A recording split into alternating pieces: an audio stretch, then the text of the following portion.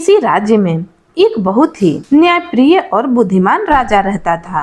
उसकी प्रजा के मन में उसके लिए बहुत श्रद्धा और आदर का भाव रहता था। राजा का कद लंबा ऊंचा और राजा बहुत ही रूपवान भी था। उसके सिर के बाल काले और घने थे, जिसे उसका खास नाई भोलू ही काटता। भोलू यह काम कई वर्षों से कर रहा था और अपने शाही हजाम होने का उसे बहुत गर्व था। पर भोलू को एक बात का बहुत ध्यान रखना पड़ता था कि जब भी वह राजा के बाल काटने जाता तो उसे याद रखना पड़ता कि वह राजा के साथ बिल्कुल अकेला हो। उस समय किसी का भी शाही कमरे में आना सख्त मना था। बात दरअसल यह थी कि भोलू राजा के बारे में एक राज जानता था। राजा के सिर के दोनों तरफ दो छोटे छोटे सींग उग रहे थे। यह बात सिर्फ राजा और उसका नाई जानता था। जब भोलू ने यह नज़ारा पहली बार देखा तो वह भौचक्का रह गया, लेकिन उसने राजा से वादा किया कि इस बात का जिक्र वह कभी किसी से नहीं करेगा। महाराज, आप निश्चिंत रहें, भोलू राजा से बोला। आपका यह राज मेरे पास सुरक्षित है। किसी और को इस बात की कानों कान खबर नहीं होने पाएगी। ऐसा सुनकर राजा बहुत राहत महसूस किया। उसे डर था कि अगर लोगों को इस बात की जानकारी हो गई तो राज्य भर में उसकी खिल्ली उड़ेगी।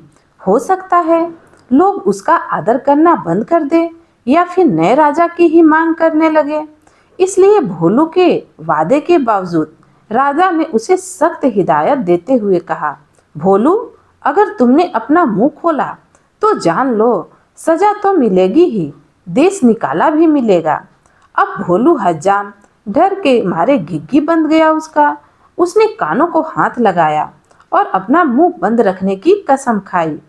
कई वर्ष बीत गए। भोलू को अपना वादा याद रहा। उसके स्वामी भक्ति से प्रसन्न राजा यदा कदा उसे अच्छे अच्छे उपहार भी देता। पर समय बीतने के साथ साथ भोलू के शब्द का बांध भी टूटने लगा। उसके पेट में वह राज अब पचता नहीं था। वह चाहता था कि कोई तो ऐसा हो जिसे वह राजा के सींगों वाली बात बता सके, लेकिन राजा की चेतावनी उसे चुप रहने पर मजबूर करती। एक दिन भोलू राजा के बाल काटकर लौट रहा था और रास्ते में उसे सींगों के बारे में सोचता रहा। भोलू का घर एक छोटे से जंगल के उस पार था।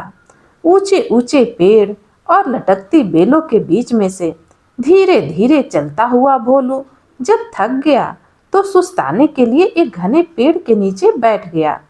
अब भोलू को रह रह कर सींग याद आ रहे थे। फिर एकाएक वह उठ खड़ा हुआ। वाह, जवाब नहीं मेरे दिमाग का, भोलू बोला और उस पेड़ को देखने लगा जिसके नीचे वह बैठा था। भाई, मैं तो इस पेड़ को बता ही सकता हूँ राजा के उन अजीब सींगों के बारे में। अब यह रहस्य मेरे पेट में नहीं पचता। पेड़ तो बोल नहीं सकता और इस तरह किसी और को इस बात का पता चलने का डर भी नहीं है। अब पेड़ के पास यह भेद हमेशा भेद ही रहेगा और मैं भी इस बोझ से मुक्त हो जाऊंगा। भोलू ने ऐसा निश्चय किया और जोर से बोल पड़ा, हे पेड़, आज मैं तुम्हें एक भेद बताने वाला हूँ। हमारा राजा धर्म सिंह के सिर पर दो सींग हैं। हाँ हाँ, उसके दो सींग हैं। इतना कहकर हज्जाम बेतहासा हंसने लगा और हंसता ही गया। भयंकर भेद आखिर खुल ही गया। अब भोलू खुश था। उसका भार जो हल्का हो गया था। उसके बाद वह आराम से घर पहुंच गया। अगले दिन एक लकड़हारा उसी जंगल में गया और उसी पेड़ के पास जाकर रुक गया। इस पेड़ की लकड़ी तो बहुत शानदार है, इसका ढोल बड़ा अच्छा बनेगा, वह सोचने लगा। फिर क्या था, कुल्हाड़ी के कुछ प्रहारों से पेड़ नीचे आ गिरा। अब लकड़हारे ने वह लकड़ी एक ढोल बनाने वाले के हाथों बेच दी और उसने एक सुंदर ढोल तैयार कर दिया। यह मेरे जीवन का सबसे अच्छा ढोल है, ढोल वाला खुश होकर बोला। कल बाजार में जाकर इसे अच्छे दाम पर बेच दूंगा। अगले दिन ढोल वाला बाजार गया और एक कोने में खड़ा होकर ढोल बजाने लगा। ढोल से बड़ा सुरीला स्वर हुआ। ढोल वाला उसकी आवाज सुनकर झूम उठा। वह चिल्लाकर बोला, बाबू, यह ढोल खरीदो। कोई है जो इस शानदार जानदार ढोल को खरीदे? धीरे धीरे उसके इर्द गिर्द भीड़ जमा हो गई। लोग खामोश होकर ढोल की मजेदार आवाज सुनने लगे। भाई वाह भाई, क्या कहने हैं इस ढोल के, एक बूढ़े आदमी ने तारीफ की। अब ढोल वाला इस तारीफ सुनकर और भी जोर जोर से ढोल पीटने लगा। तभी उसे ढोल में से एक अजीब आवाज आई। लोगों के कान खड़े हो गए, उनका दिल धक से रह गया। ढम ढम ढम ढोल बजा। आज मैं तुम्हें एक भेद बताने वाला हूँ। हमारे राजा के सिर पर 2 सींग हैं। हाँ हाँ, उसके 2 सींग हैं। लोग वहाँ जड़वत खड़े हो गए। अब उन्हें अपने कानों पर विश्वास नहीं हो रहा था। ढोल वाला फिर से ढोल पीटने लगा और वही आवाज निकली। फिर से सब लोग बहुत हैरान हो गए। आखिर एक ढोल यह सब कैसे बोल सकता है? देखते ही देखते लोगों का तांता लग गया। और फिर कितना मजाक और कितने ताने। उफ, हमारे राजा के 2 सींग, हमारे राजा के 2 सींग। लोग तो जैसे गाना गाने लगे। जब राजा ने यह सुना तो दुखी भी हुआ और नाराज भी। गुस्से से उसका चेहरा तमतमा उठा और वह गरजते हुए बोला, उस ढोल वाले को पकड़कर यहाँ ले आओ। राजा के सैनिकों ने शीघ्र ही उसे पकड़ा और राजा के समक्ष प्रस्तुत किया। अब ढोल वाला डर के मारे कांप रहा था। बदमाश, तेरी इतनी हिम्मत कि तू मेरी खिल्ली उड़ाए? राजा फुंकार उठा। भयभीत ढोल वाले ने राजा के पैर पकड़ लिए।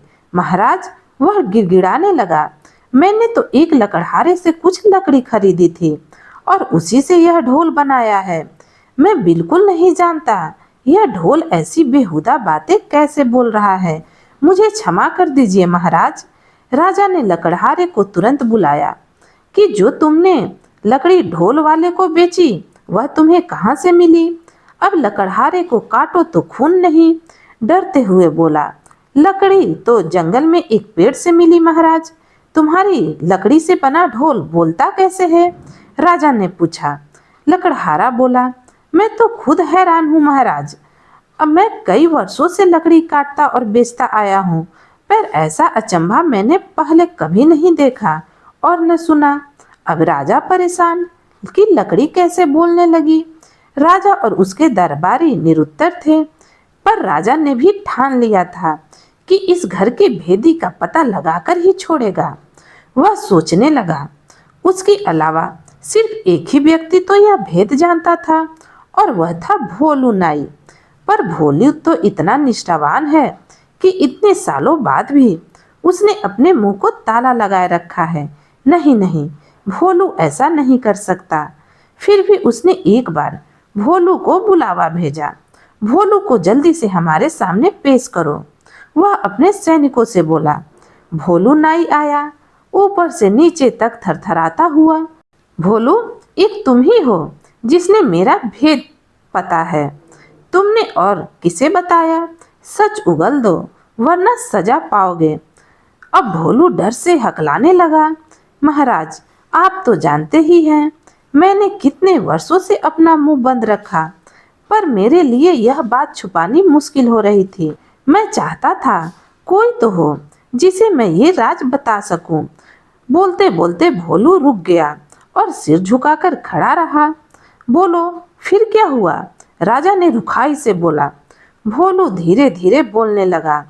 एक दिन जब मैं जंगल के रास्ते घर लौट रहा था और मैं आराम करने के लिए एक पेड़ के नीचे बैठ गया। बस आपके बाल तब काट कर ही आ रहा था और उन सींगों के बारे में भी सोच रहा था कि काश मैं उनके बारे में किसी को बता पाता। आखिर मैं भी तो इंसान हूँ। तभी मेरे दिमाग में एक बात आई और मैं पेड़ को यह राज बताकर हल्का हो गया। सोचा कि पेड़ को बताने से क्या नुकसान, क्या मालूम था कि इसकी लकड़ी ही बोल पड़ेगी। अब समझा, बुद्धिमान राजा ने पहेली बूझ ली। वह जादुई पेड़ था, सुन बोल सकता था, इसलिए उसकी लकड़ी से बने ढोल को जैसे ही पीटा गया वह बोलने लगा और जो कुछ तुम मेरे सींगों के बारे में कहे वही शब्द वह दोहराने लगा। अब जादुई ढोल की उलझन सुलझाने के बाद राजा ने भोलू नाई की तरफ देखा। भोलू शर्म से सिर झुकाए खड़ा था। लकड़हारा और ढोल वाला भी हाथ बांधे सजा का आदेश सुनने के लिए खड़े थे। अब राजा बुद्धिमान ही नहीं, न्यायप्रिय भी राजा था। उसने तीनों को क्षमा कर दिया, क्योंकि वह जानता था कि ढोल के जादुई होने में उनका कोई दोष नहीं। वह मुड़ा और उनसे बोला, मैं तुम सबको माफ करता हूँ, तुम तीनों ही जा सकते हो। तीनों को अपने क्षमादान पर मिलने पर विश्वास नहीं हुआ। उन्होंने राजा को नमन करते हुए कहा, राजा आप महान हैं और आपके जैसा राजा अब कोई हो भी नहीं सकता। दोस्तों, कहानी यहीं पर खत्म होती है। आपको यह कहानी कैसी लगी कमेंट में ज़रूर बताइएगा। और अगर आप मेरे चैनल पर नए हैं तो नई नई कहानियाँ सुनने के लिए चैनल को सब्सक्राइब भी कर लीजिएगा। कहानी पूरा सुनने के लिए आपका बहुत बहुत धन्यवाद।